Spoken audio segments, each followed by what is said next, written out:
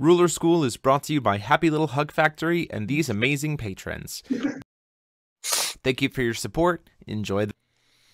Hey there, everybody. Welcome back after another long week of Force of Will and hopefully some pre-releases to the Teacher's Lounge, your favorite Force of Will podcast, is always featuring myself, DMO73, and Ryan Miles.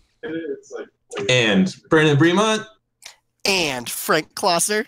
We're all pointing in the wrong directions. Pointing on my screen. Pointing on my screen. On YouTube. He's somewhere. A different puzzle for me every week. Speaking of pre-releases, double of the land destruction plus -4/-4 is pretty gross. Yeah, that does sound disgusting. You're an awful person. On the play, turn 4, turn 5. It was the worst. I loved it. Before we get started, as always, huge thanks to everybody for joining us, and a huge thanks to our sponsor, Happy Little Hug Factory. If you want to get singles, or if you do have an ability to still potentially pre-order or get orders in for this new set, I think they still have some. You can check them out in the link down below. If you feel like supporting us directly in what we do on the channel, you can do it a lot of different ways. You can join us on Patreon, where you get all kinds of cool perks. You can also join us as being a member here on YouTube. There should be a little join button down in the corner. You can access to all kinds of cool stuff like custom emojis that Ryan Miles will no doubt be spamming throughout this entire podcast. I'm still trying to get into the YouTube thing. I'm working on it. Gaming YouTube is great for me. You'll also get into the names on the credits, and you'll get to submit deck profiles here on the channel to be featured. So get your own content up here. It goes directly to support the channel and what we do, and we always appreciate it. So, and then there's always, like, you know, I guess, purchase Force of Will merch, Ruler School merch, and the playmats. Those are links to those down below as well. Some Keurig flex in the chat. So today we are a week away from the release, or just under a week away from the release of Strangers of New Valhalla, but we did get a wonderful pre-release weekend, which all of us got to participate in except for Ryan Miles. I didn't even go to Connecticut. Plans fell through. That is disappointing. Yeah. So, first off, I'd like to talk about just our thoughts about Strangers of New Valhalla as a sealed environment in the draft environment, and then I kind of want to talk about the ban list that finally got announced, and then where we think things are maybe kind of shaping up, what this kind of looks like when Strangers releases, how the format's kind of shake up. Hey, Lachlan. Hey, everybody. Glad to have you guys here. So, Frank, you want to talk about your pre-release experience first? So mine was pretty, we'll go with polarizing. I went into black, green, blue because I pulled 2 of the land destruction plus -4/-4, Lucifer's new master rune, the King Kong who destroys stuff, the 4-drop -8/+8. I just had like kill spells for days, and I just like, well, what's the thing that has flying and is a good body? That one, and then this one's a good body, and that was it. So mine were heavily polarizing, which I do think will be relevant in this sealed format, and that it does feel like more than some being on the play versus draw defines a lot of games. Oh, yeah. Like just the fact that we have an LD spell that you can have in a rune deck does mean that any black deck, you have to be sort of scared of what they're going to do to you if they're on the play. I have a question. Does that 4 mana or 5 mana destroy a magic stone rune? It's say destroy a stone? Rune deck, 5 deck. It's destroy a stone. Destroy. So like when your opponent's trying to be greedy with like 3 colors and splash that 1 stone, you just get to kill it. Yep. Yep. It's not even, I would like to note, it's not even being greedy. The nature of sealed is always that, like, yeah. Like, that's like you just got to play 3 that's colors. what you do in sealed. That is exactly what you do. Is you look for which of the basics they're currently most hurting for. Like there was one point where I had a game where I knew that my opponent had pulled Surtur, and my deck like just absolutely had no way to deal with anything that big, and I'm like, oh neat, break that Firestone. You don't have enough limited counters to ever cast him again. Oh my god. I'm disgusted by your pool already. I didn't even play sealed, and I'm glad I didn't. It was pretty gross, but it did feel like it was on the high end, especially right. It was a rare, right? What? It's a rare, the rune? Yes. And then Lucifer's master rune was, I believe, a super rare, which was sort of what put it over the top was that like I could do this, and then for recovery, I just had kill whatever your biggest threat is, and it's mine now. Like that follow-up play was was really hard to like for my opponent to like get in under or stabilize against. Yeah, absolutely. I will say there every color did seem to have really impactful cards. Like I went in multiple colors to use the ones I had, but like the giant monkey is exactly what I would like for a big expensive like draft uncommon. Yeah, Momo's it's really impactful and stuff, and like it's good in this format even if it's not necessarily constructed playable. Yeah, I found a lot of colors had a lot of game throughout the game. It definitely felt like every color had something beginning, middle, and end. You know, based on obviously what you pull, but it definitely felt like there was a lot more reach in the format than I kind of initially gave it credit for across a lot of different colors. Like things like Bullet Ball was doing tons of work in sealed. Bullet Ball's insane. Like It's very good. Yeah, there was just a lot of things in a lot of different colors that, like Frank said, was impactful, and that was pretty cool to see. Like, one thing I will I guess I will advise watching out for is that like not all of the colors necessarily like there's weird things to look out for each color. Like black, despite all this really powerful stuff, does have the tendency to just put itself in danger range on its own. Like I had a Steam on my list and a couple contract demons, and there were multiple games where like even though I was stabilizing, I was like, we're reaching the point where some of the cards on my deck I'm not safe to play anymore. Red is way more controlling than you would traditionally think. Right. Especially definitely. If you pull Ma'at the Arbiter, your list has already just got an avenue to do an insane amount of interaction. Oh yeah, I had 2 in my pool, and that was like Ma'at's the 1-drop, right? The Guinevere. Yeah. I Guinevere. did so many dirty plays with that, and I also had Power of the Undead in my rune deck. So then it was like do all kinds of crazy shenanigans. It does leave me with one note. Why wasn't that card black? Not for the limited environment, but because that is 100% a Lich card. Which card? The sacrifice the to burn Arbiter. something for 6? Yeah. I was like, hold up, you mean I can sack these tokens that I get more of and That's get why other it's triggers Guinevere. on to like ping medium things, then eventually I can sack herself for more triggers and for burn? Yeah. That's a Lich payoff card. Why Well, wasn't it black? Think about it this way: the only dual stone in New Frontiers is black-red, so You're not even okay. It You're is not a wrong. Lich That's a card. good point. it is a Lich card. But yeah, I noted earlier that one of the things Lich was missing was just a consistent batch of payoffs to make doing it worthwhile. Ma'at is the kind of card you're starting to look for if you really want to play Lich. Oh yeah. I have not tested and constructed at all if this is something that you can actually make. And I do not think it's at all grand playable yet, but like it might be something you could actually do at locals. What can't you do at locals? There's a lot of things. I have tried some stuff that play just got deck out murdered hard. Which I'm not convinced that any of the rulers that didn't get a Master Rune are playable right now. I think like if Red's playable, it's probably Isis instead of Fuji, to be honest. But I don't think Isis is even playable. Like Lich isn't playable. Loki, I don't think so. Like maybe Loki's a diversity deck that we're all looking for, but I really don't think it is. I still think Arthur's better. If not like Imul or Time Spinning Witch, right? Like Shamimi just seems like worse Hanzo now, etc., etc. Sure. Yeah. Brandon, what about you? How was Adam your Seacard release? versus Well, Bruce. I have a confession. I didn't go to my pre-release because instead I went and snowboarded. I'm so sorry. I know. But I really wanted to go. I heard from several of my friends that they liked the pre-release format. But what you said was very true, that it felt very bomb-heavy, which kind of sucked because the last format really wasn't. Like the last format really felt like your rares didn't matter. Like you could make a very good deck no matter what. And that this one, there were some rares that were just over the top. I didn't get to experience it myself, but looking at the format, I can kind of see where that's coming from. It's Yeah. disappointing if it's true.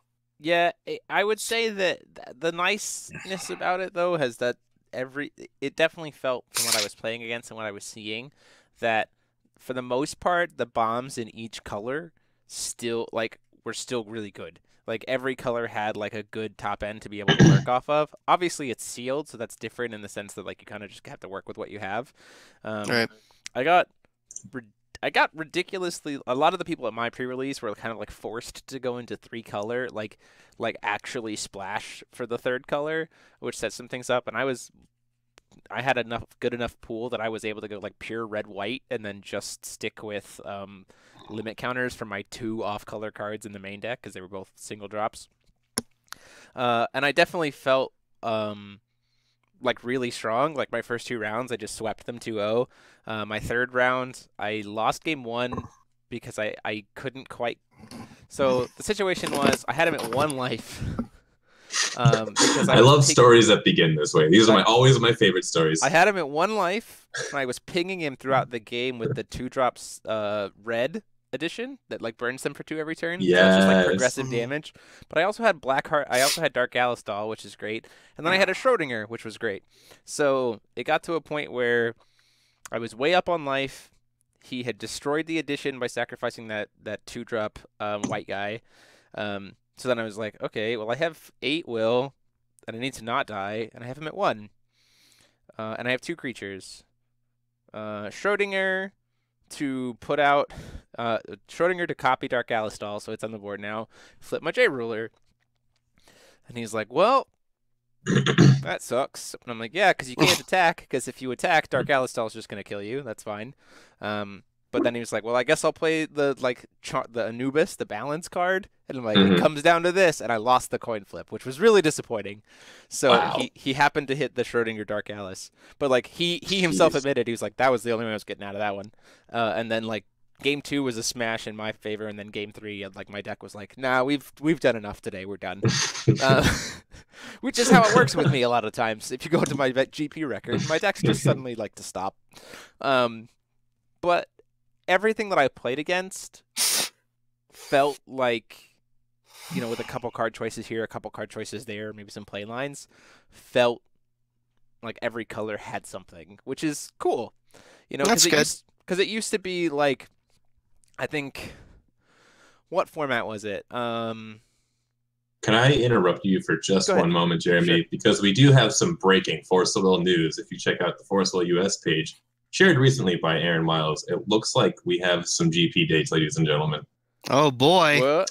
Aaron February Miles. 14th, 15th, Oh, Las they're Vegas. up. Sweet. March 16th, 17th, Charlotte, North Carolina.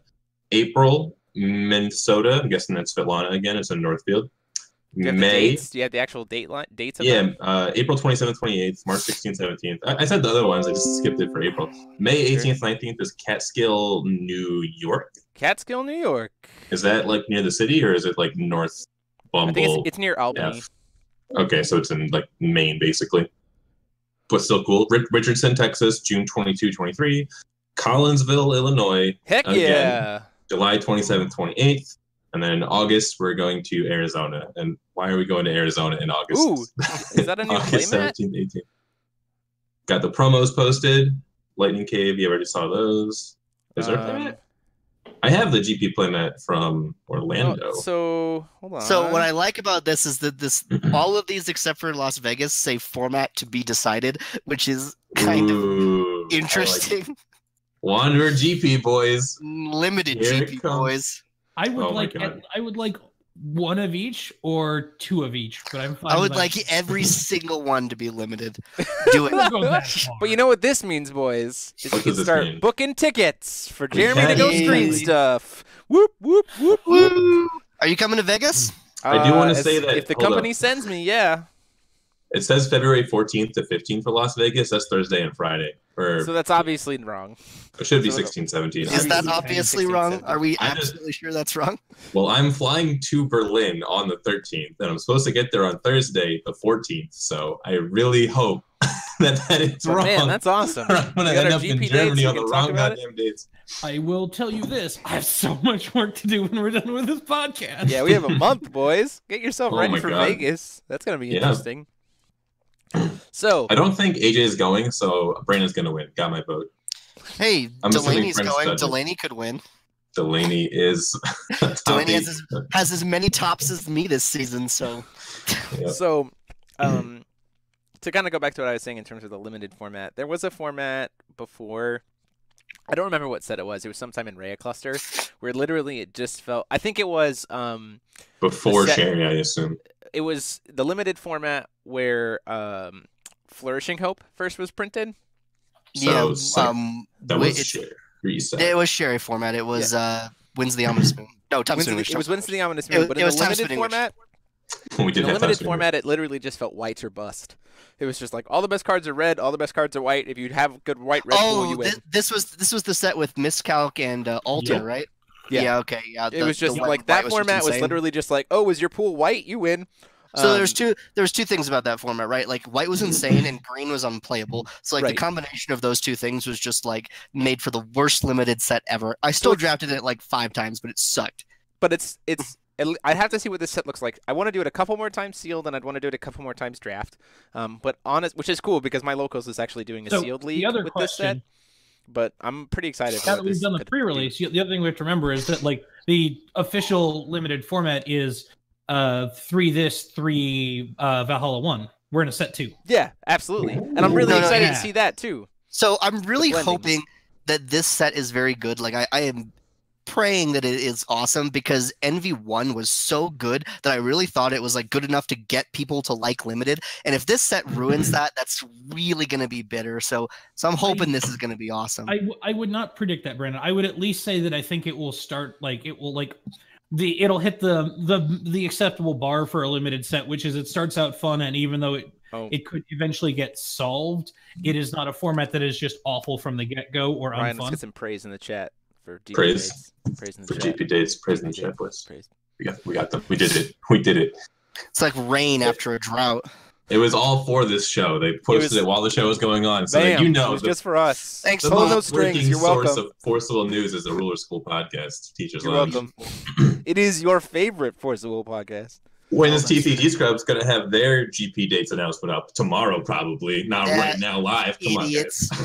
on, Colin's probably watching like those guys. First they made fun of my pandas, and now this. Pandas top in Japan. Do we want to talk about that at all? Is that something we're interested in? Do we want to talk about that? Because 3 pandas topped in Japan. Nope. 3 pandas tops, and I pandas were in the about, finals sometimes, which wasn't. I want to talk about the ban list. Oh, we haven't talked about that yet. That's a great. We could segue. We could segue our pandas topping in time switch format into this beautiful ban list that we have received. We have this beautiful ban list. Damn it. So, which was Distortion of Time got hit for the reasons that we wanted Distortion of Time to get hit, and then we called it in different ways last week too, which was Spirit Stone. I called Forest Meditation specific because of its interaction with Spirit Stone. A couple other people said Forest Meditation or Spirit Stone. Ultimately, Spirit Stone got hit, so I think we were kind of on the money with that, and I think we had a good reason. Like it's a 0 mana draw 3, right? So losing Spirit Stone, I think, is the better option, because Forest Meditation actually is a pretty fun card, like just by itself. And so I think that there's exploration that can be done with that card that isn't just, Spirit Meditation, Forest Meditation. Like, we all call it Spirit Meditation because we're so used to just doing it with Spirit Stone. The card is actually called Forest Meditation. Like, so it's not going to be nice to see those two cards, like, split off from each other. I don't know. Thoughts? So I think that Spirit Stone, in the cource of the entirety of Force of Will history, I think it wins the award for most underrated Force of Will card of all time. Because that card is like actually probably like top 3 most powerful cards in Force of Will and like in the format. That card is actually legitimately insane. No, that card is good. So back top in like 3. I literally think it was that good. It's like back in Black Green Fair format, I said this on your stream, Jeremy. I said like the reason that we are playing Black Green Fair is because we want a deck that is as close to mono green as possible, because we want to play Spirit Stone because it's the best card in format. Right? Yeah, you told me that. And from its printing to this date, Spirit Stone has been the best card in format, and just nobody acknowledged it. Like, people would play the non-green decks and just not play Spirit Stone. I'm just like, you guys realize that like this card is a reason to play green by itself because this card is insanely broken. And so like I'm glad that that's the card that got hit and not Forest Meditation, because like it actually was just like, even without Forest Meditation, maybe powerful enough to be banned, and then with Forest Meditation, just like ludicrous and off the charts. Like, so I'm very happy with this ban. I thought that was very smart of them. So I'm kind of inclined to disagree. Like, if you read the article that Jeff posted, it was basically saying that like this card was really interesting when we had dual stones, because you had to choose if you wanted to go for another attribute or if you wanted a stone that said draw a card. And I think that like that's a reasonable like line of thinking that like, okay, yeah, now that there are no dual stones, you play this card every time, and in combo with Forest Meditation, it's insane. Like back when Scheherazade and Thayer were decks, like I think that there were enough powerful cards in other colors that it was like a serious consideration. I think that most of the top players always gravitated towards green black Scheherazade, green black Thayer, but you did see within the top 8, and especially in other regions, you saw green white blue Thayer, you saw green black red, green black white Scheherazade. Frank, you topped with green black white Scheherazade without Spirit Stone. Like those were viable. Oh yeah, you run the 2, but it's just you run the 2 because it's a better win stone. Like it literally just has more text than a Windstone. You just don't need the extra colors. So I think right now without dual stones, like hands down, no brainer. And especially like if forest plantation exists and we have dual stones, then maybe I have to think about it more. But I think like when we didn't have forest med and we had dual stones, I thought that card was definitely not top 3 as you're saying. Definitely powerful. But not top 3. I apologize. You're right. Top 3 might have been a bit advanced here, so I think it's top 1. I think it's the most powerful. Out of your mind. Right. Calm down. Settle down, it's the boys. best. I honestly Settle think down, like boys. in the entirety of I almost called it Scheherazade block. What is the actual block called? Rhea Cluster. Rhea Cluster. I think it's the best card in Rhea Cluster. Prove me wrong. What card is more powerful than Spirit Stone? Scheherazade. No, I think Spirit Stone's more powerful than You're Scheherazade. out of your mind. You can have a deck full of Spirit Stones. I'll have a deck full of Scheherazades, and we'll fight. Perfect. We have a meme made about My it, Spirit boys. Stones will trouble. All right. I honestly, I challenge any one of you. Give me a card from Rhea Cluster that's more powerful than Spirit Stone. I think you can't. Card from Distortion Rhea of Cluster? Time. Yeah, Distortion of Time. No, Spirit Stone's more powerful than Distortion of Time. I mean, the decks that were really good last format were playing Distortion of Time and not Spirit Stone. The decks that were better longer. Now, Of all of the formats that have existed, like Scheherazade played Spirit Stone, Fair played Spirit Stone, there were more formats where Spirit Stone was played than Distortion of Time, and therefore Spirit Stone's better.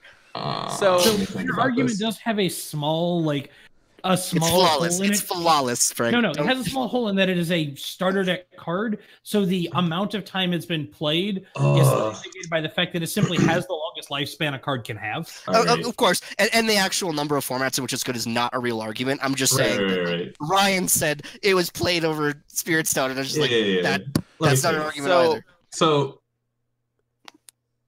I think Go ahead. we might see Jean d'Arc contest this. I think that Ray the Black Owl is also in contention. And these are just like cards that are just about to be Better insane, than but haven't Spirit been. Stone?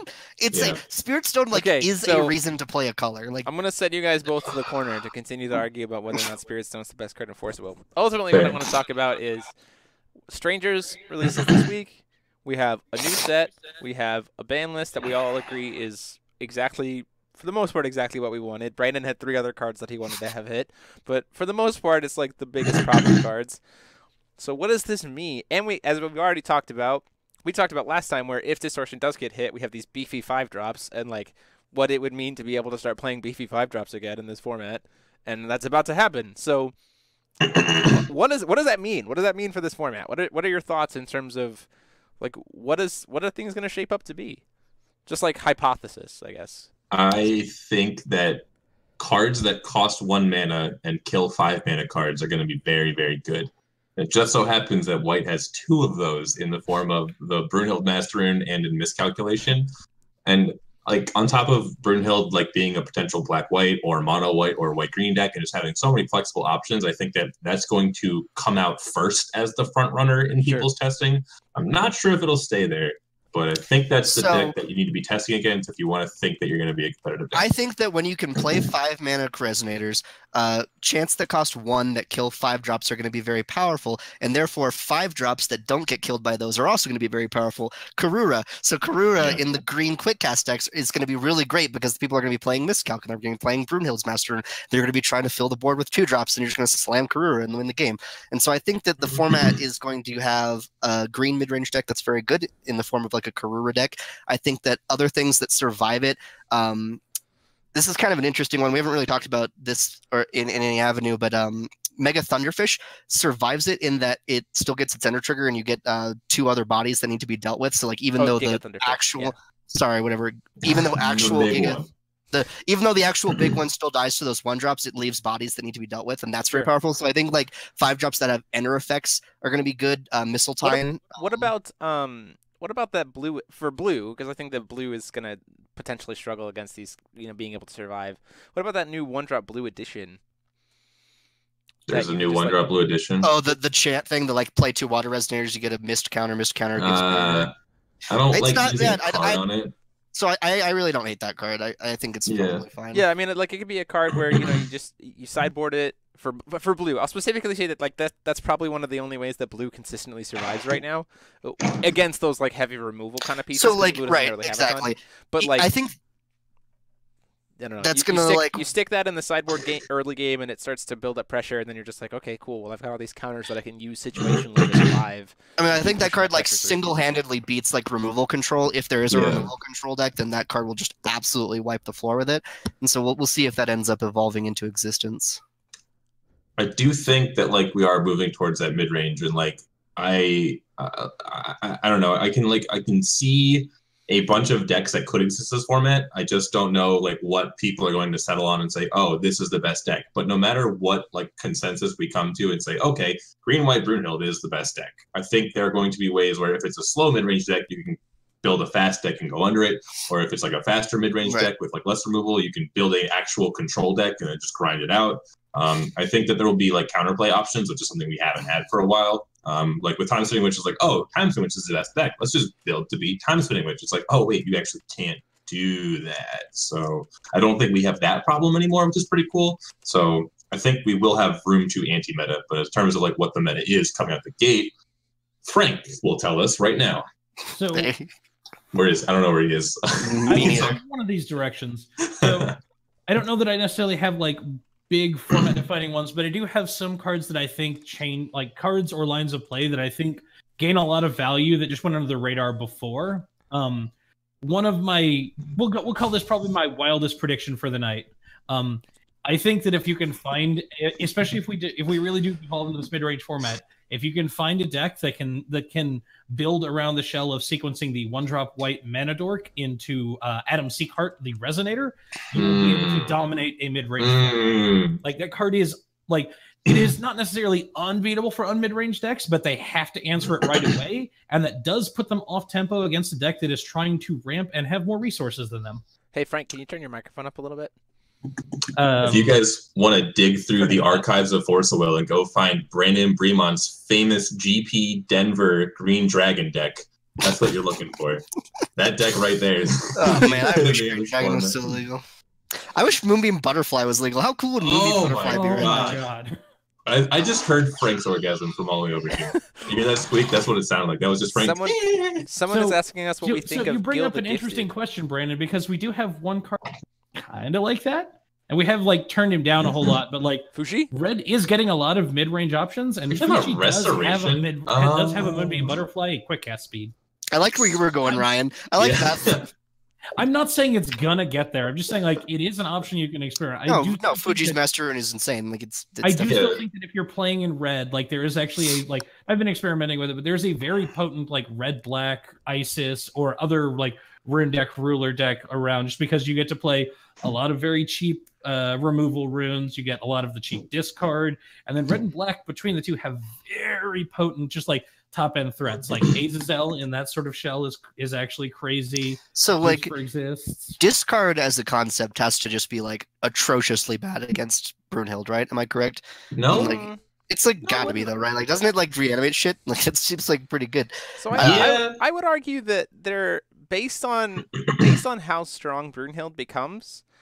I would argue that Evil Elemental Uprising might actually see a comeback in terms of Darkness decks potentially maining it, especially because, again, we're at a mid-range slower format, and two, they do have a card that sits in the Rune deck that just says search for a card. So, like, Darkness decks can actually pretty comfortably play, like, one Evil Elemental and play this kind of discard package and just be like, okay, cool. So I'm discarding your early game. We're getting to, like, turn 2 or turn 3 where you're going to probably want to start reanimating stuff. I'll do Division. I've actually talked with Ryan at length about Diabolic Tutor. I don't remember what it's actually called. It's like Demonic Division. Whatever. Yeah. But, like, here's the problem with black decks. I think black is the most crowded rune deck. Like, there are more black runes I want to play than in any other color, and this set just made it worse. Like I think there were like 2 new runes that were printed in the set that like I actually liked, and so I really struggle to see Demonic Division ever making my rune decks. I'm not saying it's like sold, but I also think that the format has become. Oh, it's good. It's very. I think that there's enough. I think there's enough stuff in enough different colors that we know are going to have strength that actually kind of make maining an Evil Elemental or two not terrible. And we'll see. I mean, it's definitely a meta call. It's hard to say. Discard versus Brunhild, there is definitely a point where it like starts to get very bad, but 1 or 2 discard, like a limited number of discard effects, can be very effective because like every Brunhild deck I've played has sort of been couched on the idea that it has this very inexpensive removal to sequence in next to whatever else it is doing. So the black ones have like this very like have either discard to take away your ways to actually answer their board or their threats, or 1 cheap removable spell to make sure you can't stabilize against them. And the ability to hit that card for cheap is relevant. So let me like kind of try and put my problem together here. Like Mistletoe can't be hit by Look of Corruption or Thought Control, which means that like when you hit their hand and they get rid of something, that's just something for Mistletoe to target when you like slam it. And that kind of Awaken Look. Nice stuff. Oh, I can Awaken Look in this format. You forgot you could do that, didn't you? And Brandon's argument is gone. Perfect. All right. Now I'm playing Lucifer now, and we're going to be awakening lots of Looks of Corruption. Nice. There you go. We've solved the problem. Great format, boys. Great format. Even better, just play Time Spinning Witch, and then you can awaken it with like play Mono Dark Time Spinning Witch. It's on the table, boys. It really is honest. Like Time Spinning Witch can just be like you can run like 2 of each basic stone, and then like you can still have a deck right now. 5. You wait for my 5-color mill out control Time Spinning Witch. It's coming. I already did 4 colors. I already did a 4-color Time Spinning Witch, and now that blue is not necessary, we are just fine. Don't you need to flip your ruler like you need to play the we time? Absolutely do not need to flip our ruler. Nope. Oh my god. Oh goodness. So we have a couple questions in the chat that I kind of want to talk about. Captain Heggs asked us what our thoughts are of Gil the Gifted, whether Green Gil gets to come back. Gil the Gifted Conjurer. Yeah, I always call him Conjurer Gil. Green Gil. Yeah, I like him a lot. I think that if depending on where these mid-range decks sort of settle down and how these mid-range decks are trying to beat each other, like when at the point where Brunhild becomes the best deck and it's main decking 4 Blade of whatever the heck it's called and 4 Miscalculation, it's got just grimy reanimate stuff and grimy kill your resonator stuff, and I just bring like Gil and I just like don't play. You got resonators. Your 4 Lorites, you got your whole set of Fair spells. You feel great. They just don't do anything. Okay. So the problem here is that I still think that there's a Karura deck, and like Gil. There you go. Gil will always be in the spot where it's so meta dependent because like there will always be decks that beat Gil. Like I can already just come up with a deck that beats Gil, and if that deck doesn't exist, Gil's great, and if it does exist, then Gil sucks. So like we're really gonna have to see how the format plays out. Sure. Yeah, I would argue it's just a matter of, yeah, go ahead, Brian. It's a matter of if the Brunhild deck is pushing out that deck that lets Gil come in to beat like the Brunhild deck. So, but I mean, like, Black White does it? Because I'm Gil, so right, exactly. I recalled there's a format. When we first talked about this Black White Brunhild deck, like Aaron brought it to our group chat, like, "Hey, I found the deck that beats Gil," and so now we're talking about like Gil beating this deck. I'm really not sure like where we're going. So I would say that I think the kind of theme that kind of what we're discussing, and we're gonna go. I see chat. I see you guys have a lot of questions about stuff that you want to ask us about. I would say that looking at this format, looking at the cards that we're seeing, looking at the way the ban list is interacting in it, all the different rulers, all the different support, there are some front runners in my mind that feel very strong, but there's nothing that I can think of off the top of my head that doesn't have a viable counter. Like nothing feels perfectly safe. And like, don't get me wrong, like Time Spinning Witch, Quick Cast, like Time Spinning Witch, Hanzo, in some variation, like those decks to me, picking those up, I always felt safe. I'm like, sure, there might be a player who's playing a deck and I get outpiloted, but there wasn't me going to an event being like, no, there's just going to be a deck out there that just could potentially hose me, right? But like this format, in this looking at it, I can't think of a single deck, at least off the top of my head, or a single ruler off the top of my head that just goes, there's nothing in the format that scares me. I'm going to play my deck and just hope I outplay everyone, which is kind of really cool to think about. We'll have to see if that pipe dream comes to be a reality because we're forcible players and we tend to break things. But ultimately, that would be, I would think that would be a really, really cool thing to see. I agree. I think these are the formats that I hate building decks into because they're so freaking wide open that I just have no idea what to expect. But like looking back at them later, once I don't have the format anymore, those are the ones I always look back on most fondly. Like when you talk about LEL, I remember going into LEL format GPs like, there's 12 fucking viable decks. What am I playing? Lumia Hook? Sure, I guess, because what else am I gonna play? But like looking back on it, like man, I really miss that format. Playing in the Golden Age GP, fuck that format. But you know what? Now that it's over, yeah, it was a good time. And that might be this format. I hope it is. But right now, I'm so mad at how many things I have to think about. Yeah, dude, what are we building for Vegas? I don't even know. I have no You know idea. what I'm really excited about? Tell Not me. having to play. God. Oh, you're a fool. I want to play so hard right now. Well, no, Yeah, but don't you get me don't get to wrong. play. You I'm don't get very to play excited either, to. Frank, because you're judging for us. I'm very excited to I wanna play. Don't get me now. wrong. Yeah. I'm very excited to play. I'm very also excited to not have a plane ticket to Japan riding on my playing. Like, Right. I love these formats. I'm actually really in the same boat as Ryan. Like, I hate going into GPs not knowing that I have the best, not knowing like 100% that I have the best deck. But I also just enjoy playing rulers that I like. I mean, like you saw, I played that Green Dragon deck. I am very excited to try. He even mentioned garbage. Giga Thunderfish, which is a Shayla deck. I have So- already put together a Giga Thunderfish deck and played it with my playtest group in Phoenix. I have already played that deck, and it is Playing some not Shayla, terrible. bro. Like, oh yeah, I actually think it's a very real deck, and I don't think anyone's talking about it, and that's a great sign for Thing the for you format. to have to think. Yeah. Do you hear So- that? Do you hear that, guys? That's Stephanie Shaw all the way in Texas right now, just dancing in a circle. Like she got validated a billion times over by talking about Shayla on this goddamn podcast. So- I quit. This Hold up, I need to shout out real quick. Derek knows where it's at. What did Derek The deck say? list started already. 4 Estima, 4 Mistletoe. Oh my god! Esteem is the black one that draws cards, right? It's the black one that draws The cards 3-drop? and then Okay. pings Yep. or drains when it enters and is a Yep. flying body. So- Yeah. Some questions that we're getting here from the chat is, what are our thoughts about Black Red Kirik? So can I take this one? Yeah, go ahead, Frank. So I think that there are like Kirik has already shown that he can like go fast enough and be like just grindy enough that he can sort of exist on his own. And from my own just like playing and testing, there are a lot of potent black red mid-range ways to build. So I think what you're going to end up seeing, if we do have as diverse a format as we've got, is that you're going to have meta-dependent black-red decks, depending on how fast you need to be for a weekend. Kirik, I would personally bet on being the fastest of the bunch, just because he does have like between his like his pathway part and the ground and air supremacy and stuff, he can just start off faster than everyone else. I do vaguely remember Lachlan's also talking about this in chat. Sorry. But, oh, you can And then- continue if you want. Oh, sorry. And then we Sure.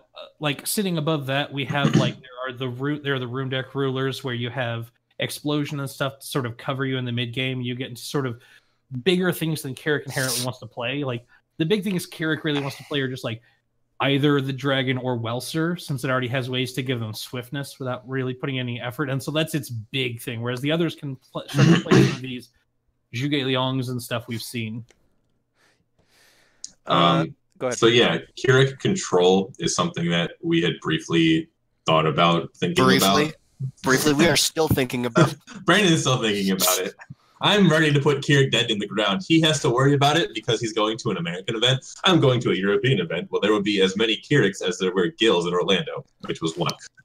So like they just have a bunch of board wipes, which is kind of cool. Like red just has a lot of like kill your board type stuff, which other colors just do not have in spades. Like black has like kind of some board wipe stuff, but not as good as red does. And then white has just the master rune. So the idea of the Jeanne d'Arc decks being very potent, they naturally want to put 3 resonators on the board, which is good for all of red's board wipe stuff, and is also good for Fuji's master rune or master chant, as I've been taken to calling them. You should all use that for now on. Master chants are the new runes. And that's just like, oh, Jeanne d'Arc wants to put 3 resonators on the board, so that Jeanne d'Arc is unkillable. Now I play Fuji's Master Rune and I kill 2 of them. Probably the Jeanne d'Arc is the one that stays, but like you're guaranteed to kill 2 guys for 2 mana, which feels pretty dang good. Yeah, for sure. I like It's I said, decent. nothing has felt completely safe in my mind. Going back to the chat here. Daniel, you're speaking my language. You can play We're gonna Gene and crunch down some Bladed. Kara decks, yeah. Welser 3 Kingdom Partition Plan. Gross. How does that interact? That interacts like not that well, right? What's the question? Well-served plus 3 Kingdoms partition plan. Yeah, no, that doesn't work. The situation where it does what you want it to do is it doesn't. It simply does not work, right? Like because if their board is crazy enough, so like even imagine if they have 6 resonators and they divide them into piles of 2, then you're still being left with 2 of them, and then partition plan doesn't work. Exactly. So like salmon resonators. Crazy. You have to have a state to the point where they pick a stack of 3, and then the second one, then you get to whittle them down. But yeah, even it always leaves them with 1 though. Like it's not like it is any better than just 1. Okay, sorry. You're probably losing if they have 7 resonators. Just so you know. Yeah. They don't need 5, right? Because then you go Because then if they have 5 resonators, you go 3 1 1. They pick the 3, then you go 1 1 1, right? Yeah, and that still leaves them with 1. It's no different. Yeah. So I don't know what I'm saying. Okay. Yeah. Someone's saying he's ready to crunch down with some Karuru decks. Daniel Leak. Question about some life gain stuff. Fairer possible comeback, or does Sandstorm being a generic rune keep it down? So I would Sandstorm. This is an interesting point to me. I think this format. I think that this set provided a lot of very interesting cards that could be slotted into the Sandstorm slot for a lot of different decks. So there has been this time for I mean, again, take it with a grain of salt because I haven't done any deck building whatsoever. But like looking at a lot of the stuff that this set brought, it brought a lot of cheap Divinity 1s. And quite a few of them are quick cast, and quite a few of them are splashable in a lot of different decks. So for me, like Sandstorm is, while we've mainly used it as a Lorite killer or a combination with Rapid Fire Me so that we get 6 damage, it's also just been randomly slotted into decks just because it needed a Divinity 1 thing that was like free, right? But there were some decks that like Sandstorm is just kind of like okay.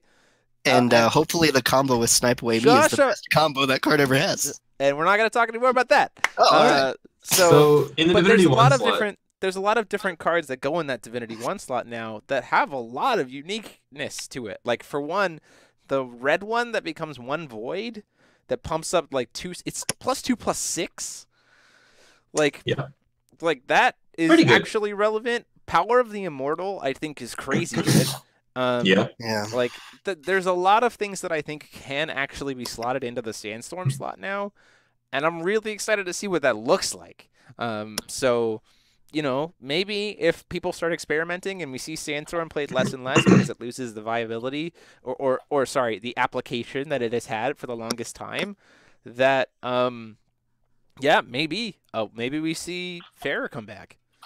The main sideboard runes. So the main thing that makes Sandstorm like way less playable in my mind is just like, obviously, like, non-green decks are now playable, so now, like, not every deck is playing Lorite, and the decks that are, like, splashing green aren't playing Disciples because it's double green, so, like, there's so much less incentive to kill Lorites as much as it used to. They're, like, the 2-mana deal 6, like, it'll kill non-Faith Janda Arcs, but, like, it doesn't kill Ray. It kills the 3-drop, doesn't it, the 7/6.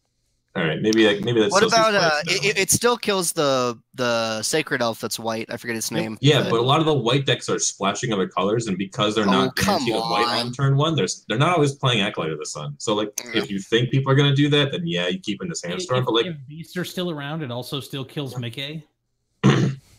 Yeah, so like it'll be good against green decks because it's like that they have a lot of stuff it can hit. But like, is it gonna be good if Lucifer's good?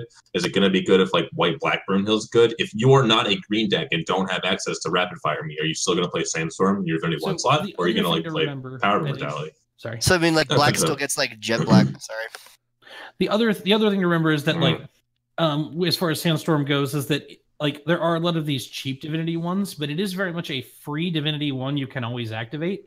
And we did just get a large batch of cards that all want you to either trigger runes with a certain timing around playing another card, or that wants you to have a certain number of runes revealed to really get their value.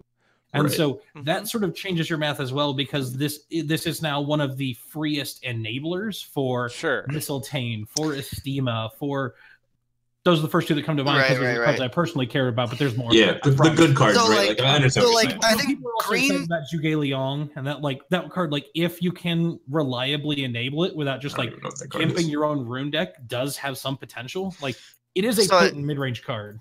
I think that green plays it because it combos with Snipe Away Me. I think black plays it because it combos with Jet Black Wings. I think white plays it because it's a trigger for Missile Tie-In. I think blue doesn't play it because no rune blue ruler is any good. Nobody's playing blue. Yeah. And red plays it because it's just another red rune to trigger your red divinity. Yep. So Plus I think it probably still gets played. All of other red stuff. Don't get me wrong. I think that Sandstorm still has a lot of application and a lot of different usage outside of just killing will rights, like you're saying, all those different triggers, wanting to be able to flip over, having multiple runes and stuff like that. I just think that this set did provide creative options to deck build around, not like giving that slot in your rune deck to something else. So it'll be interesting to see if people decide to make use of it in different ways. I'm going to be honest with you. I think that if it gets edged out of rune decks in this set, I think you'll start to see it more being edged out by decks having enough good runes that we see some decks starting to make the 2-2-2-2-3 rune deck choice. Like one could be like, Yeah. Wouldn't you want 2-2-2-3-3? Yeah, it's 3-3. That's what he meant, I think. Either way, that's simply going to come down to which of the two you want. Yeah, like some of the Divinity 2 runes are just like actually better than Divinity 3 runes. So like you do end up with like 4 Divinity 2 runes that you want, and then a Divinity 3, and it's like, this is the life I live. Lachlan, that might actually be true, maybe. It's certainly top 5. Most underrated card in the format being Jizo statues. Yeah, is that card underrated? I think that card's insane. No, yeah, but everyone thinks that card's bad when it's actually not. So like, I think it's probably. I got that card stuck against me turn. I got that card stuck against me turn 1 on a pre-release, and I actually stopped for a second, and I went, "Oh wait, that's a problem." Yeah. Yeah, no. Okay, so like the coolest thing with that card, this is such a tangent. I'm so sorry, but like the coolest thing with that card is turn 2 festival 2 statues, and like that needs to be answered. Like it actually needs to be something needs to be done about that. And like you have a while, but you're playing this like green Karura quick cast slow deck, and then like eventually they're just 12/12s that get out of hand, and it's actually quite good. And you need 2 will to cast it. Yeah, you just play it on turn 2. Because you just do it on turn 2, and you just I have 2 statues. You made a smart comment, and then you immediately followed it up with a dumb comment. So what are you doing here? I don't know. In green white Brunhild, so like the statues just sit there and get bigger and bigger. I mean, that's what I think green white Brunhild's like doing right now. It's like just playing scary. Green white Brunhild is a rune activating, ramping up deck, and it does fun things, but it does not do Jinzu statue things. I don't know. It only takes up like what 3 deck slots, and then someone beats me with that in Vegas, I will quit Force of Will. Mark my words. I'm really excited. I'm really stuck on green. Like after playing Hanzo and Orlando, like I really like Kara as a card, and like when I first built Chamimi at Worlds and I played it on day 2, like my rune deck was Forest Meditation, Yokai Festival, Song of the Fairy Sandstorm. Like it was just playing 2 Divinity 3s. So I'm ready to put Yokai Festival back in my deck. Can we talk about Song of the Fairies, because that card's really good? We get that's another like Divinity 1 option that I like a lot. I completely agree. I'm ready to play. Song of the Fairies is Divinity 1, isn't it? Yes, it is. We were all like, "Oh my God, 1 Divinity cancel spell!" They said cancel spells were going to be reasonable Divinity, and we all kind of freaked out and then never played the card. I think there's like a green Divinity deck that's like 3/3/1/1/2, and I think that's pretty cool. Yeah. Explore the Unknown's pretty cool. Like 0 mana draw 1. So it's not 0 mana draw 3, but it's Explore, Yokai Festival, what's the Song of the Fairies, Sandstorm, Master Rune. This is my beautiful Hanzo strat, right? Turn 1, Explore the Unknown, find a statue, play it. Turn 2, Yokai Festival, 2 more statues. Turn 3, Winds of Salvation whenever you do. Turn 4. You send it back to me and I black tears you. How bad do you feel? I cry a little bit, I think. Can I ceiling scroll black tears, Judge? Nope. Judge. Wait. Reacts only. I'll allow it. Okay, thank you. Oh man. But yeah, no, I think it's like terrifying. It's big stuff. It's Quiver. You play a 12/12 for 1 mana, and then you attack with it on turn 3. That's what Quiver did. Perfect. It's I saw when I first saw that card, I was like garbage. I didn't realize it was end of turns. Exactly. Yeah, we all said it was garbage. And then we got a message after the podcast was over, and then we were like, "Oh wait, this is much better." It's end of both turns. Oh, that changes things. Yeah.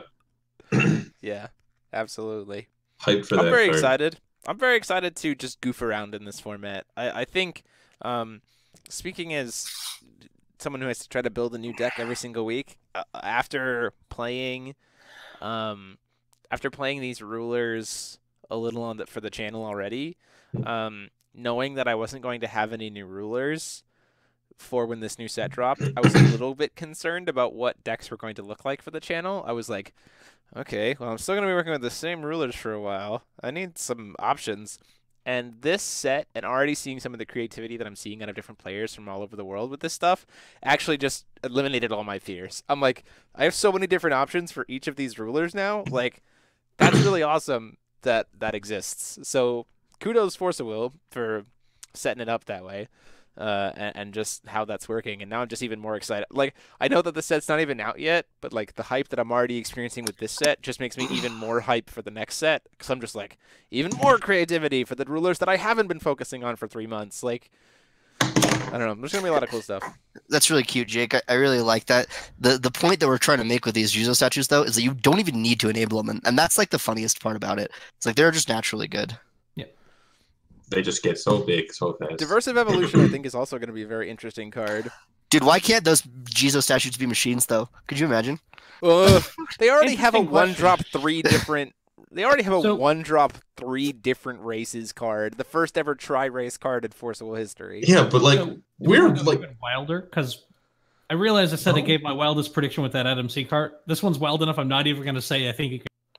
But like, we did talk about how like there isn't anything to do with blue rulers, but diversity evolution is kind of a reason to play blue runes with the Kingdom of Diversity. Yeah, I mean, you're talking about like a blue machines runes deck that plays like the diverse evolution.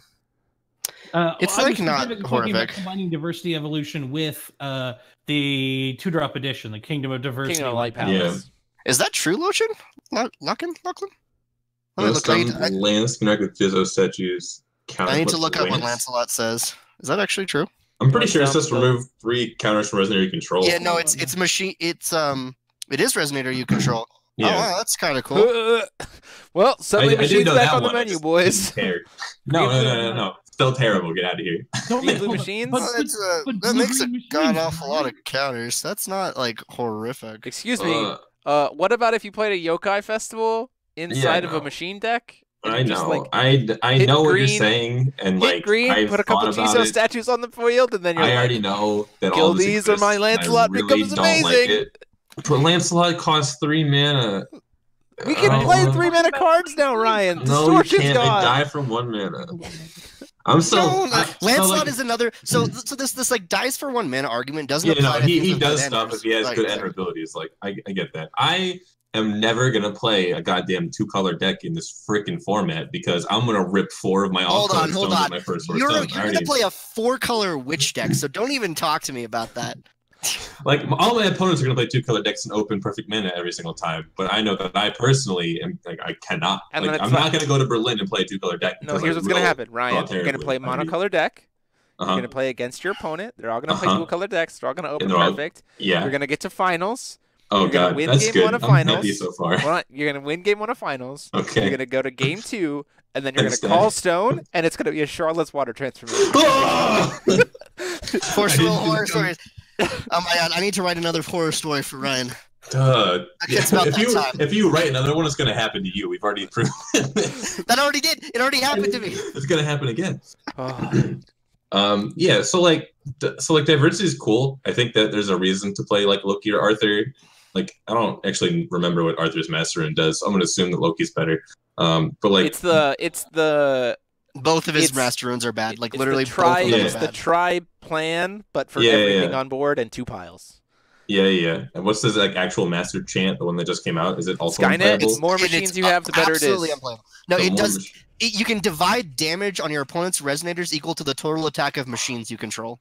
It's just it's very bad. That's not completely unplayable though. No, it's terrible. It's for 3, Ryan. It's 3 mana. And doesn't have quick cast. Yeah, but if people are building up, it's just a worth Lancelot. Okay, what am I thinking? It's terrible. It's completely egregiously terrible. It's a Lancelot that you don't have to spend counters for. Yeah. So like, no, yeah, but you do need to spend counters kind of because you need to have resonators already. Like if you don't have resonators, then it's just nothing. It's so just support for what machines are trying to do, which is stick as many freaking creatures as possible. No. Well, there's a 1 divinity white chant rune that says prevent all damage your opponent's chants would do. So like they're just gonna use that obviously, or they're gonna table flip it, and I'm gonna flip my table. Like so, I'm not gonna deal with that.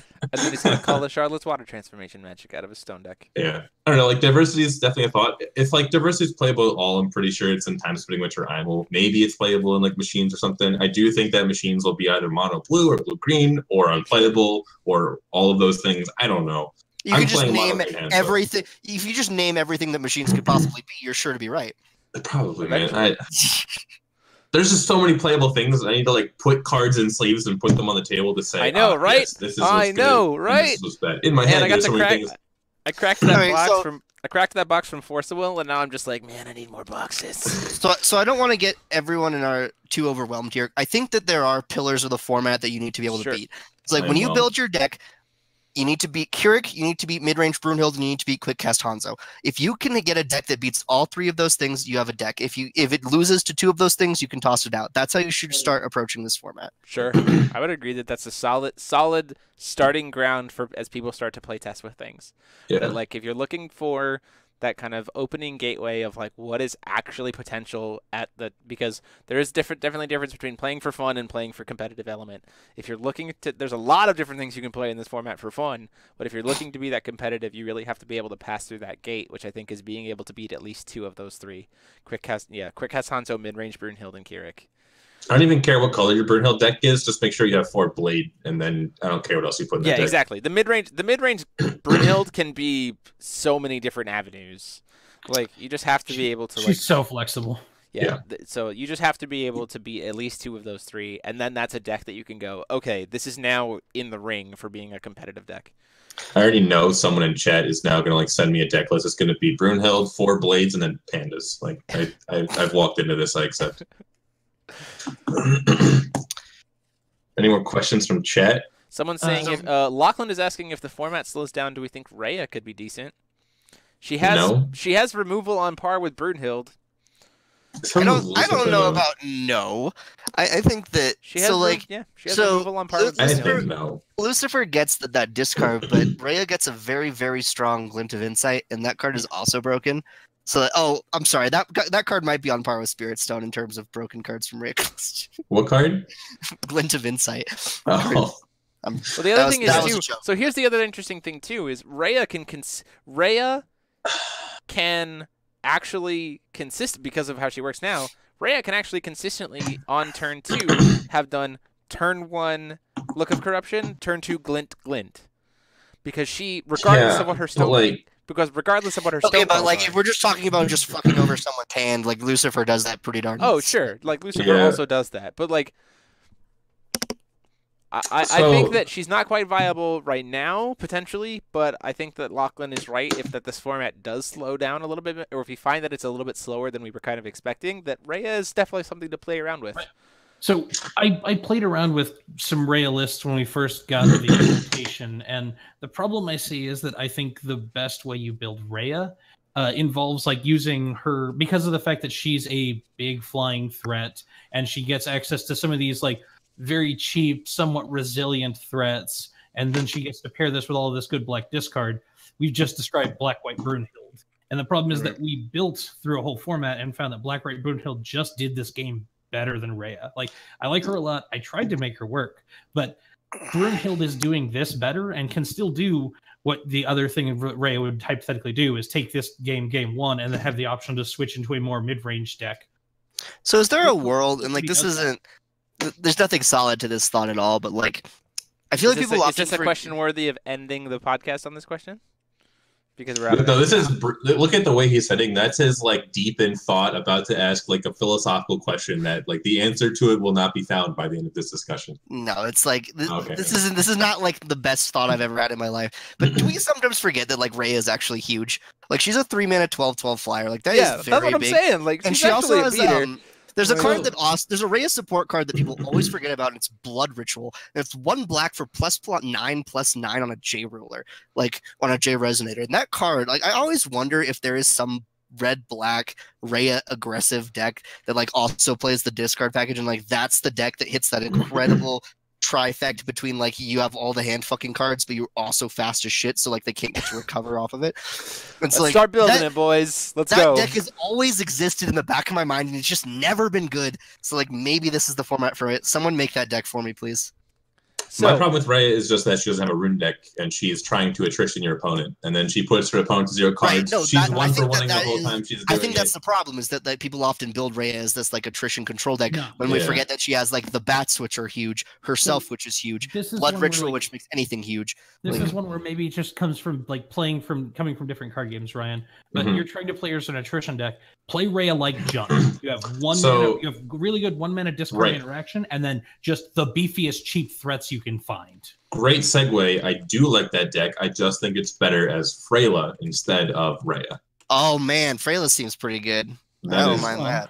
I don't hate that. That is like talking about big beefy J rulers that just deal like 2,000 damage out of freaking nowhere. Like Freyla is where I'm looking for. Yep. Okay, boys. So we've been issued a challenge by Lachlan, and I think I think maybe not this week, maybe next week. But is someone saying, can we have a podcast episode where we see you four try to build a list? So Ryan did a great YouTube video about this when he built a Kaguya-4 deck on a stream. I thought that was it Kaguya-4? So I think it would be an interesting. I think it would be an interesting idea if we could figure it out. So we'll give us a couple weeks to try to figure it out. If we can have all 4 of us working together to build a list, and then like just open it up to the community to see if they can play against it. Cool. So I think it was a daily mount. I think you're right. Just so we don't fill up your viewership time with it, I do have an idea for how we could do probably workable. So sure, we'll talk about it afterwards. But next week we build out of the way. Next week we'll have some other fancy topic to talk about. I would like to point out that we got up to 40 viewers, which is our most viewers ever that we've had on this podcast. So thank you guys so much for joining us. That was super fun. Let's keep it growing. If you want to see it grow, breaking news, man. To see more stuff, please consider supporting the channel. There's a join button down there. It's just $5 a month. It helps us out a ton. It's $5 a month, and you get a FOW flex on kids. Boom. Going for Lachlan specifically. I'm flexing on him. He can't flex it back. Thank you guys so much. It has been awesome hanging out with you all. And until next time, this has been DMO73, and I've been joined as always by Ryan Miles. We're fighting, Brandon. Let's go. Brandan Bremont. This podcast will go down as the podcast that Ryan took his shirt off on. That's just like a normal day in life. I have my headphones in the wrong way. And like Frank, angled for ears. Frank Klosser. Why did you put me last on this combination of outros? And we will see you guys next week. So class dismissed. Spirit Sons of Us card format.